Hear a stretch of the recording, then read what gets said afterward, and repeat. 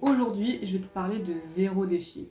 Je vais t'expliquer ce que c'est, comment ça marche, qu'est-ce que tu peux mettre en place pour être un peu plus zéro déchet aujourd'hui maintenant, et comment moi je suis tombée dans l'extrémisme et dans l'excès et que je suis revenue à un truc un peu plus normal. Comment j'ai découvert le zéro déchet? Dans ma famille, mon père, c'est l'écolo. C'est celui qui adore la nature, qui est très proche de la nature. Et il m'a inculqué ces valeurs de faire attention à la planète. Donc je me suis toujours sentie écolo, à faire gaffe aux animaux, à la nature, aux plantes et aux déchets. C'est quand je me suis mis en couple que mon homme, il connaissait mon penchant. Il a vu un livre, La famille zéro déchet, sur internet. Il me l'a acheté, il me l'a offert. Et c'est comme ça que j'ai découvert ce concept de zéro déchet. Donc le zéro déchet, c'est un mouvement qui vise pas à ne faire plus aucun déchet. Ça n'a pas de sens, ce n'est pas possible, mais c'est de réduire au maximum tes déchets.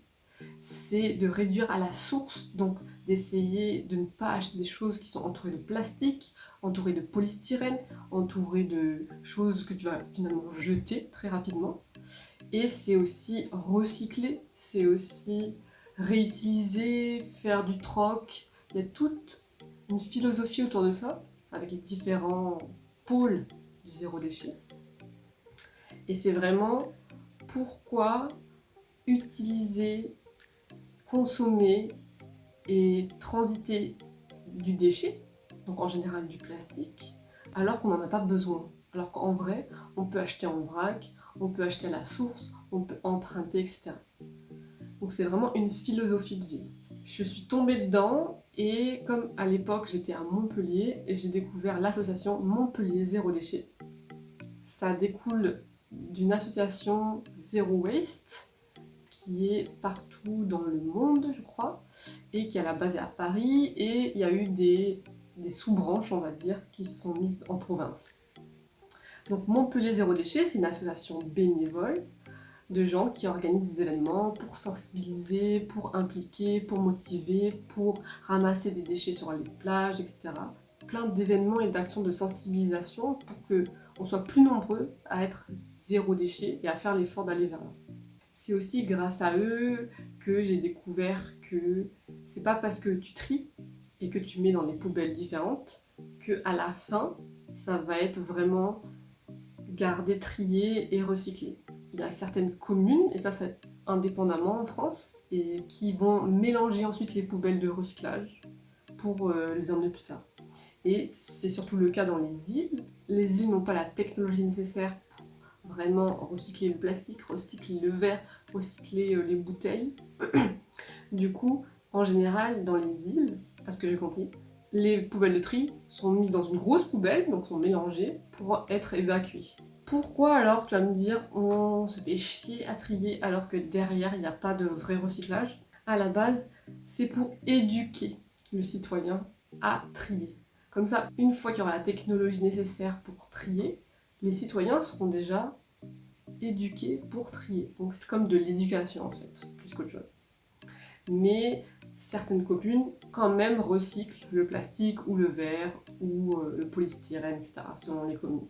C'est vraiment très, très local en fait, cette histoire.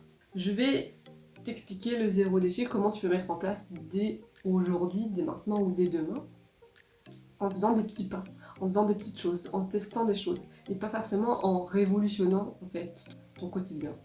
Il y a les habitudes de tous les jours, ça veut dire que tu vas regarder quand tu es dans ton quotidien, qu'est-ce qui est polluant, qu'est-ce qui est du déchet. Et tu vas te rendre compte que partout c'est du déchet. Par exemple, tu vas dans ta salle de bain et tu vas voir que ton gel douche, c'est une grosse bouteille de plastique. Ton shampoing, c'est une grosse bouteille de plastique. Ta brosse à dents, c'est du plastique. Ton dentifrice, il est entouré de plastique. Etc., etc. Et tu vas voir que partout c'est du plastique. Le coton-tige, tu l'utilises une fois et ensuite tu le jettes. Le fil dentaire, tu l'utilises une fois et tu le jettes. Tout est jetable dans notre société. Il existe des alternatives presque pour chaque chose que je t'ai citée là, presque pour chaque chose qu'il y a dans ta salle de bain.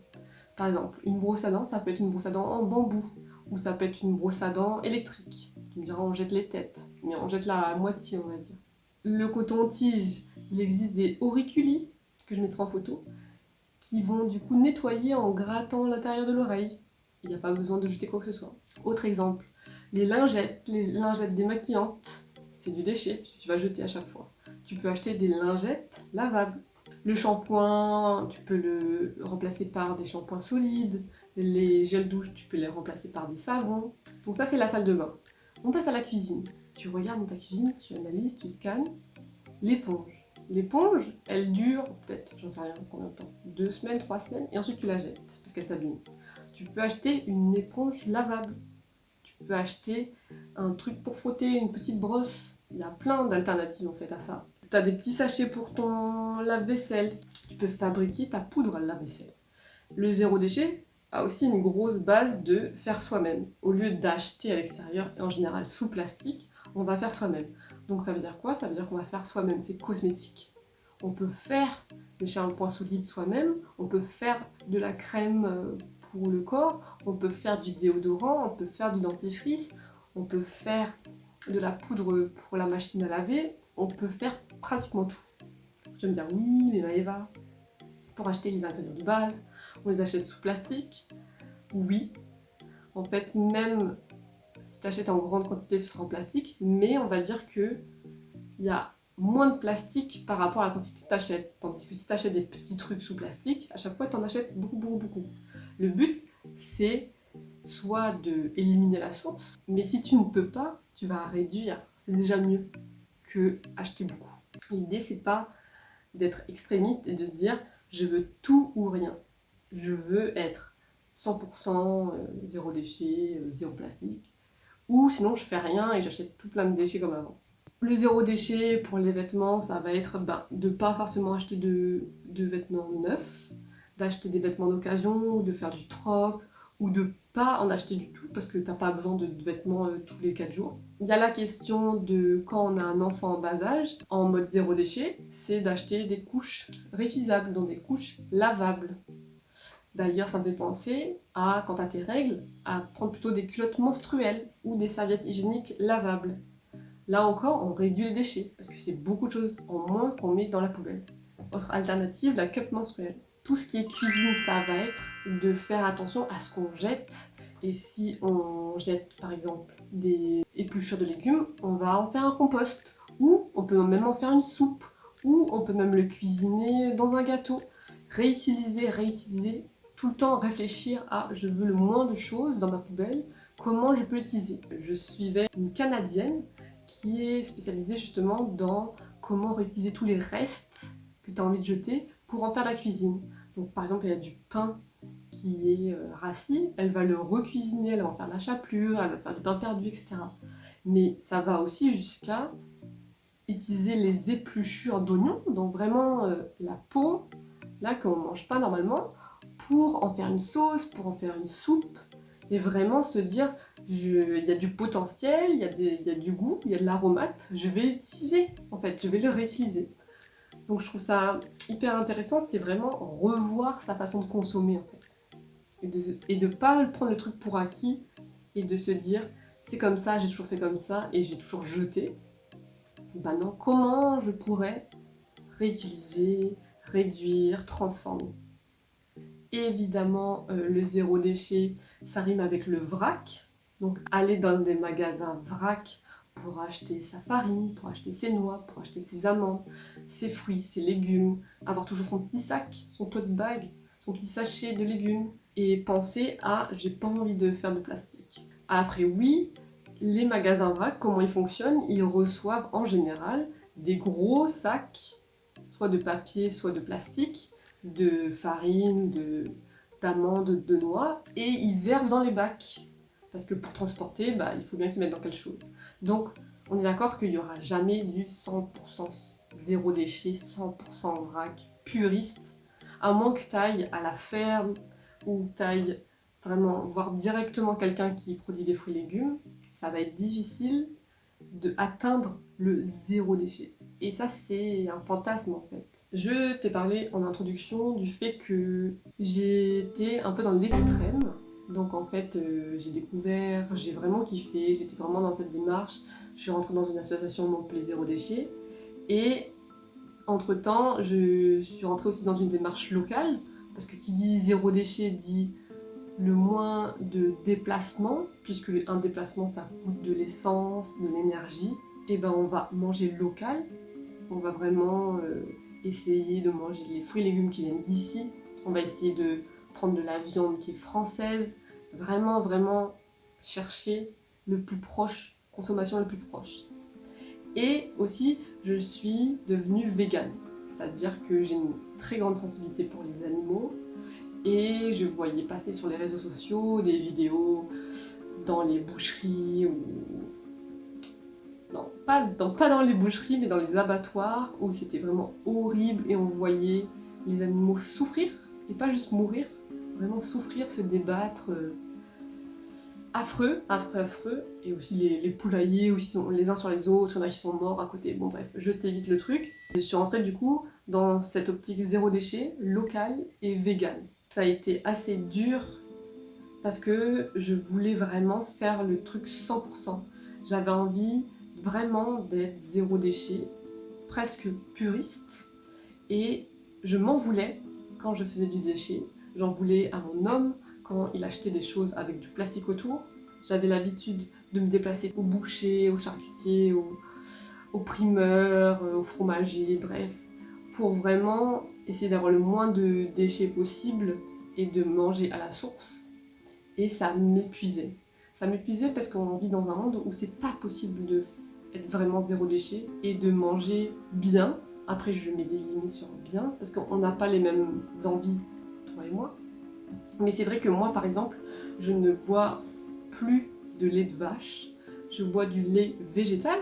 Bah, le lait végétal, c'est aussi dans un carton plastifié, etc. Donc ça peut pas être du zéro déchet. Et aussi du coup manger bio, parce qu'il faut manger sans pesticides. C'est une grosse charge mentale qui pèse à la longue. Je me suis vue crispée, je me suis vue voulant atteindre une perfection de tu vas manger et consommer zéro déchet, tu seras vegan, tu vas faire attention que tout soit local et fais aussi attention que ce soit bio. Et à un moment, le poids est trop lourd en fait. C'est aussi à ce moment-là que j'ai eu un problème d'estomac, qui selon un médecin me dit que c'était du stress, ce qui est avéré être un Helicobacter pylori. Donc c'est une bactérie qui vit dans l'estomac et qui quand elle se multiplie trop, elle prend trop de place, ça peut dériver vers un ulcère. Donc j'avais ça, bref, je me suis fait traiter, mais tout ça m'a affaibli au niveau de la digestion et aussi je me suis rendu compte que je me perdais en fait à travers ce mouvement, à travers ces idéaux. Je me perdais moi-même et je faisais plus attention à mon bien-être, à ma santé. Mon changement, il a eu lieu en 3 étapes. J'ai eu 3 déménagements. Le premier déménagement, ça m'avait perdre mes repères parce que j'avais plus mon boucher. Du coup, j'allais à la boucherie parce que mon homme mange de la viande, évidemment. J'allais plus au boucher, j'allais plus au fromager, j'allais plus au primeur où j'avais l'habitude d'aller et j'étais un peu perdue. Donc je me suis réorganisée. C'était plus compliqué, mais ça passait. Le deuxième déménagement, j'ai changé de région. Alors là, c'était vraiment autre chose. Il n'y avait vraiment pas accès à un primeur facilement, etc. Donc on allait plus au supermarché, au magasin bio, mais ça le faisait, on va dire. Et le troisième déménagement, du coup c'était il y a 2 ans, quand je suis venue à Maurice. Et là, c'est très compliqué, parce qu'il n'y a pas tant de primeurs que ça, où ils sont chers, et le boucher, tout c'est sous plastique, c'est plastifié parce que ça vient de super loin, d'Afrique du Sud, d'Australie. Et au supermarché, pareil, tout est plastifié. Bref, j'ai l'impression qu'il faut faire encore plus d'efforts qu'en France pour acheter du vrac ici, et c'est épuisant. Donc j'ai décidé de lâcher l'affaire, de pourquoi tu t'épuises à aller à droite à gauche à chercher, nanana, au lieu de prendre soin de toi en fait, de t'écouter. Et c'est dur de se dire ok mais tu n'es pas parfaite, tu n'es pas zéro déchet, tu te voulais écolo et puis voilà, regarde ce que tu fais. Et en même temps, il y a un moment, la sonnette d'alarme est là. Je pense qu'il y a un juste milieu entre mon bien-être mental, de charge mentale et digestif et alimentaire, et mes idéaux de vie. Et c'est à chacun de le trouver, j'en suis convaincue. Et Et c'est vrai que moi j'ai placé le curseur beaucoup vers les idéaux, vers les mouvements, et j'étais à fond, en m'oubliant moi. Donc je ne te souhaite pas de faire ça. Les indices pour voir que tu es dans un mouvement un peu trop extrémiste, ou du moins que toi tu le vis comme ça, c'est que tu oublies ton bien-être et tu t'engages dans ce mouvement un peu trop fort. Donc au début tu vas pas le sentir, et ensuite tu vas te rendre compte, tiens bah je me suis oubliée, tiens ben je vais pas si bien que ça, et pourtant j'ai l'impression qu'il y a un truc qui me porte loin là-bas. Ce que je te conseille, c'est d'y aller pas à pas et petit à petit, et si tu fais du plastique, si tu jettes du plastique, si tu achètes du plastique, si tu fais des déchets, c'est pas grave, tu fais le peu que tu peux faire en fait. Et c'est déjà énorme parce qu'il y en a plein qui font zéro effort. Peut-être que ton petit pas, c'est d'acheter une éponge lavable. Peut-être que ton petit pas, c'est d'arrêter d'acheter des cotons-tiges. Ou peut-être que tu peux pas parce que ton homme, il adore les cotons-tiges. Chacun fait son petit pas à sa sauce. Tu ne pourras jamais être 100% zéro déchet. Et c'est tant mieux, parce que si un jour tu y arrives, de revenir à la normale des gens qui font des déchets, ça va te faire mal au cœur. Ce que j'ai pas dit aussi, c'est que les puristes, eux, ils ont carrément un bocal en verre où ils jettent leurs 3-4 déchets qu'ils font à la semaine. C'est tout, ils n'ont rien d'autre. Mais ça, c'est être vraiment extrémiste pour moi.